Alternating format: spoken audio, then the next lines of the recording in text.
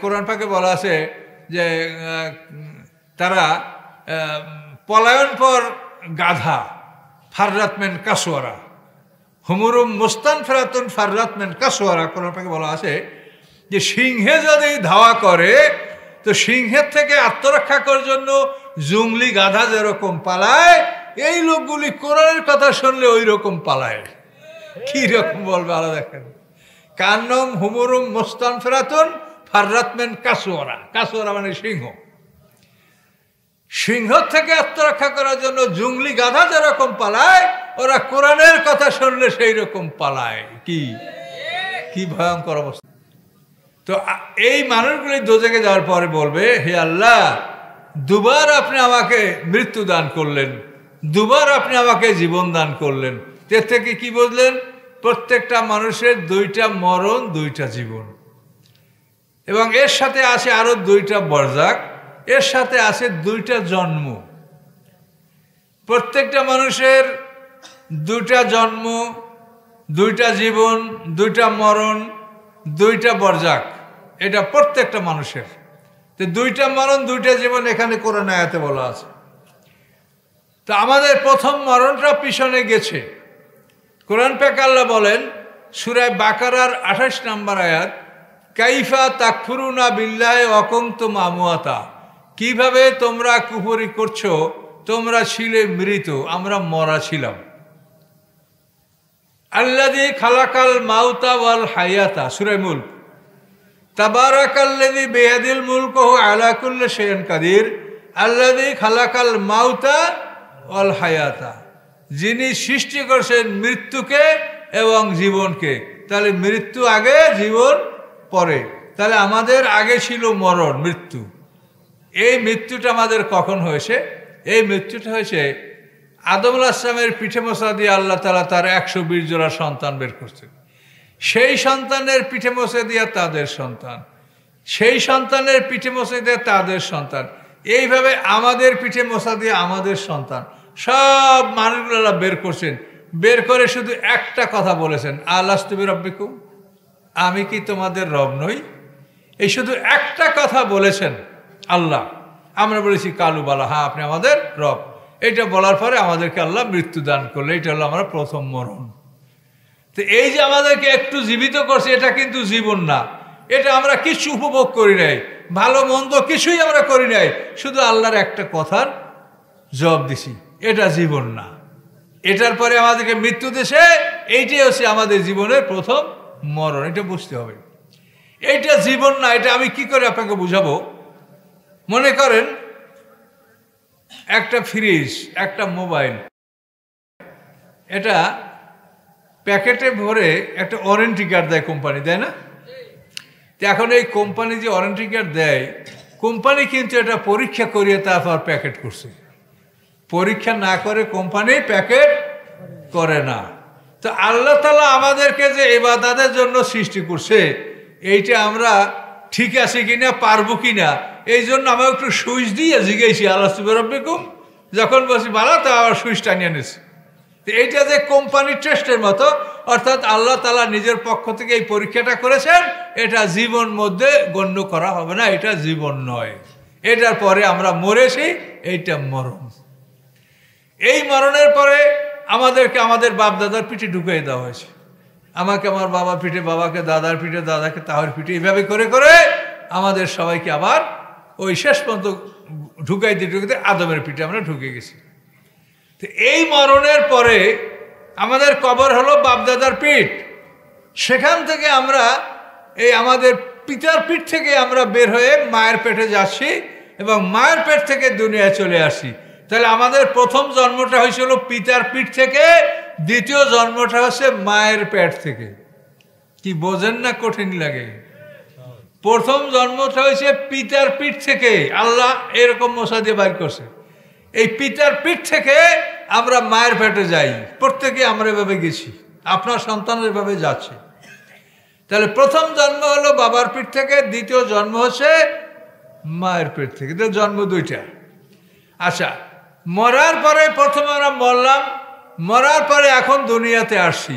এই যে মাঝখানে ফাঁকা সময়টা গেল, আদম আসলাম পিঠ থেকে বের করে সাক্ষী নিয়ে আমাদেরকে মেরে আল্লাহ মৌয়াদ দিলেন।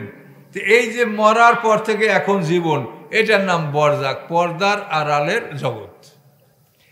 এই বরজাক পাড়ি দিয়ে এখন আমরা জীবন উপভোগ করছি। জীবনের সামনে মরণ আছে, এটা তো আর কোনো সন্দেহ নাই। তাহলে মরণ, তাহলে পিছনে একটা মরণ গেল, সেই মরণের পরে এখন জীবন লাভ করলাম, জীবনের পরে আছে মরণ, মরণের পরে আবার পর্দার আড়ালের জগতে আমরা ঢুকছি। কিয়ামত পর্যন্ত পর্দার আড়ালে জগতে ঢুকবো, সিঙ্গার ফুৎকারে আবার আমরা জীবিত হব, দ্বিতীয় জীবন শুরু হবে। তাহলে এখন মরার পরে দ্বিতীয় জীবনে যাওয়া, এর মাঝখানে যে সময়টা, এটা কি বলা হয়? বরজাক। তাহলে বরজাক দুইটা, পিছনে একটা বরজাক, সামনে একটা বরজাক। এখন যারা জন্মগ্রহণ করছে তাদের ওই মরণের পরে বরজাকটা খুব দীর্ঘকাল। আর যারা নূহ আলাইহিস সালামের জামানায় জন্মগ্রহণ করছে তাদের পিছনের বরজাক ছিল কম, কিন্তু মৃত্যুর পরে সামনের বরজাকটা দীর্ঘকাল। এইটা গড়ে হিসাব করলে প্রত্যেকটা মানুষের দুইটা মরণ, দুইটা জীবন, দুইটা বরজাক, এইটা হিসাব করলে প্রত্যেকটা মানুষের বয়স সমান, কেউ কারো চাইতে ছোট না বড় না। সকলে জোরে বলুন সুবহানাল্লাহ। বিষয়টা বুঝতে পারছেন কিনা? খুব চিন্তা করতে করতে যাবেন যে কি বললাম আমি। তো এইভাবে আল্লাহ তাআলা আমাদেরকে বিষয়গুলি কোরআনে স্পষ্ট করে দিচ্ছেন। কেউ কাউকে হায়াত দিতে পারে না, সবাই সমবয়সী। হায়াত যদি কারো দেওয়া লাগে, আল্লাহ যদি মনে করেন যে যেমন দাউদ আলাইহিস সালামকে 20 বছর হায়াত বাড়াই দিয়েছিল, হাদিসে আছে যে হায়াত বাড়াবো অর্থ হলো যে আমাদের মৃত্যুর পরে সামনে কি বরজাক, তো এই বরজাক থেকে 20 বছর কাইটিয়া হায়াতের সাথে যোগ দিয়ে দেওয়া হবে, বরজাক কমবে, এর নাম হায়াত বাড়িয়ে দেওয়া। আর একজনের হায়াত না, যার হায়াত তাকে দেওয়া হবে। আমাদের সামনে অনেক সময় আছে, এখন যদি আল্লাহ হায়াত বাড়াই দেয় তো ওই বরজাক থেকে 20 বছর হায়াতের সাথে যোগ দিয়ে দিল, হায়াত বাড়লো। আবার যদি আল্লাহ কমাতে চায় তো হায়াতের থেকে 20 বছর কমাইয়া বরজাকে 20 বছর বাড়াই দিল। এভাবে হায়াত কমানো বাড়ানো হয়, কেউ কারো হায়াত দিতে পারে না, আর দিলে মহাবিপদ হবে। তার কারণ প্রত্যেকটা একটা সমাপ্তি আছে না? আইজ হোক 1000 বছর 20 বছর পরে সমাপ্তি আছে, এটা আমরা বিশ্বাস করি। তো এখন সবাই সমবয়সী, সবাই মরে গেল, সে সময় একজন মানুষ যদি 20 বছর বাইসে থাকে তো সে তো পাগল হয়ে যাবে যে আমি একা কি করবো, কি ঠিক কিনা বলেন? তাহলে একজন মানুষের জন্য 20 বছর হায়াত বাড়ানো, এটা কি সম্ভব? এটা যুক্তিসঙ্গত কথা? এই কথাগুলো আমরা গবেষণা করে বের করি। এই জন্য একদল লোকে বলে উনি হাদিস মানে না, উনি অমুক মানে না, তমুক মানে না, কেউ বলে মোরতাদ হয়ে গেছে, কেউ বলে কাফের হয়ে গেছে। আমি হাসি যে এই নির্বোধ লোকেরা কিছু বললে আমি আর কি বলবো বলেন? তোমরা গবেষণা করো, চিন্তা করো, দেখো, তান তোমরাও এটা বুঝবে। এই যে হায়াত যে একজন আরেকজনকে দিতে পারে না, এটা গবেষণা করলে বুঝবে। আর সার্টিফিকেট পাইয়ে পাশ করিয়া আর কোনো পড়া নাই, চিন্তা নাই, গবেষণা নাই, তা কি বুঝবে? আমরা কম বেশি যাই, আল্লাহ তৌফিক দিয়েছে, আমরা এটা অহংকার করি না, তবে আমরা ত্যাগ করেছি। আমার 10 বছর চাকরি থাকার কালে আমি চাকরি রিজাইন দিয়ে আমি কোরআন গবেষণা করেছি, যার জন্য আল্লাহ সামান্য কিছু হলেও আমাকে দান করেছে যে আমি কোরআনের তাফসিল খুব সংক্ষিপ্ত সময় আমি কোরআনের তাফসিল লিখতে পেরেছি। আল্লাহ কোরআনের তাফসিল লেখা আমাকে তৌফিক দিয়েছেন। 10 খণ্ডে আমার তাফসিল বের হয়েছে, 10 খণ্ডের দাম 3000 টাকা। আমরা এখানে আনিলে আমার গাড়িতে তাফসিল আছে, যদি কেউ 10 খণ্ড নেন 3000 টাকা, কাল দিনে নেন বা কাল রাতে নেন, এখন হয়তো আপনার প্রস্তুত হয়ে আসেন নাই। তারপরে আমার ছোট বই আলো আধার, এটা 9টা পর্যন্ত লেখা হয়েছে, সেট নিলে 500 টাকা। আর যদি ছোটোখাটো আগে নিয়ে থাকেন তাহলে যেটা নেবেন ওটা খুচরা দামে নেবেন। এই বইগুলো আপনারা পড়েন, তাফসিরগুলো পড়েন। আল্লাহ তাআলা আমাকে তৌফিক দিয়েছে, আমি নিজে যতটুকু সম্ভব আমি ত্যাগ করি, স্বীকার করেছি। আমি অন্তত 50-60 লক্ষ টাকা পাইতাম আমি যদি চাকরিটা করতাম, কিন্তু আমি সেই চাকরিটা ছেড়ে দিয়েছি। আমার অত ধন সম্পদ নাই, তারপরও আমি খুব কষ্ট করে জমি জমা বিক্রি করেও আমি চলাচল করেছি। কিন্তু পরে আল্লাহ তাআলা আবার আমার এই নিয়ামত দিয়েছেন। এখন আমার মনে হয় যে কোরআনে যেভাবে বলা আছে, তাতে আমার সম্পদ না থাকলেও আমি আল্লাহর দরবারে যদি আমাকে আল্লাহ কবুল করে, তো সেই বড় সম্পদ কিছু নাই। এবং সারা করবে কেন? যে মূসা তোমাদের দিন পাঠাইবে, তাবদিলি দিন। তাহলে এই তাবদিলি দিন এবং একামতে দিন, এই প্রসঙ্গে আপনারা কথা বললেই কিন্তু ওই ফেরাউন যা করেছে দুনিয়ার জালেমরাও আপনাদের এইটাই আচরণ করবে। কি কথা বলতে পারছেন? ফেরাউন কি বললো? যে আমার ভয় লাগে যে ও তোমাদের দিন পাল্টে ফেলাইবে।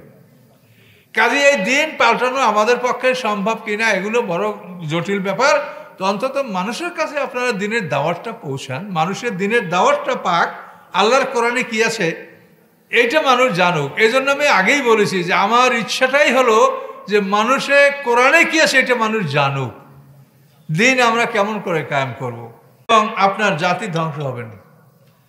এই কথা শোনার পরেই ফেরাউন বনী ইসরাইলদের পুত্র সন্তানদেরকে হত্যা করার সিদ্ধান্ত নিল যে বনী ইসরাইলদের কোনো পুত্র সন্তান জীবিত রাখা হবে না।